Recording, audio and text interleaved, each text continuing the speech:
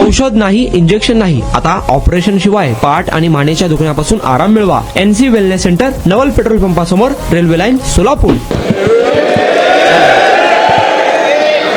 जय हिंद बोलता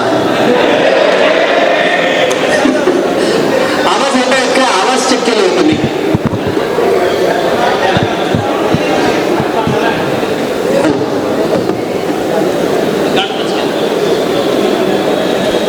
हॅलो. आवाजामुळे अडचण आहे. आज भारतरत्न डॉक्टर बाबासाहेब आंबेडकर जयंतीच्या पूर्व तयारी शांतता समिती बैठकीत उपस्थित माझे सहकारी श्री हसन, श्री कबाडे, डॉक्टर पाटील, काळजे साहेब, उपस्थित सर्व माझे सहकारी अधिकारी, आमदार, इतर विभागाचे सर्व अधिकारी दोन्ही मध्यवर्तीच्या सर्व विश्वस्त, सर्व ज्येष्ठ नेतृत्व करणारे सर्व ज्येष्ठ नेते, अध्यक्ष, पदाधिकारी, उपस्थित सर्व भीमसैनिक, माता बहिणींनो आणि सर्व पत्रकार बांधव, सर्वांना नमस्कार. हे आमच्या DCP मुख्यालय श्री हसन साहेबांच्या पहिल्या बाबासाहेब आंबेडकर जयंतीनिमित्त बैठक आहे. ते मला विचारत होतं, सर एवढं घरी येत आहेत का? आता नेहमी इथं याच ठिकाणी आम्ही शांतता समिती बैठक घेताना मध्ये एक गॅप आहे. आता तुम्ही म्हणतात आमच्या 2 मध्यवर्ती आहे, पण मध्ये गॅपच नाही बघा. समाज एकच आहे, मिरवणूक एकच राहील, तारीख एकच राहील आणि सर्व एकच असणार आहे. एकत्र मिळूनच साजरा होणार आहे. याबद्दल कुठल्याही प्रकारच्या गैरसमज किंवा दुमत नाही आहे. हे सर्वांना सर्वप्रथम मी क्लिअर करतो.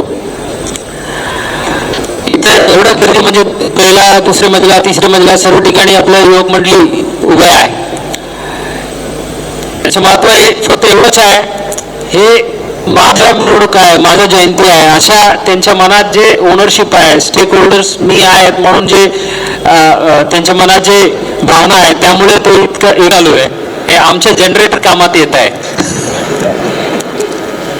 सो आता आपण जे दिलेले सूचना आहे सर्व आम्ही नोंद करून घेतलेलं आहे. पोलीस विभागाच्या जे काही मुद्दे आहे आणि इतर विभागाचे जे काही मुद्दे आहे सर्व नोंद करून घेतलेलं आहे.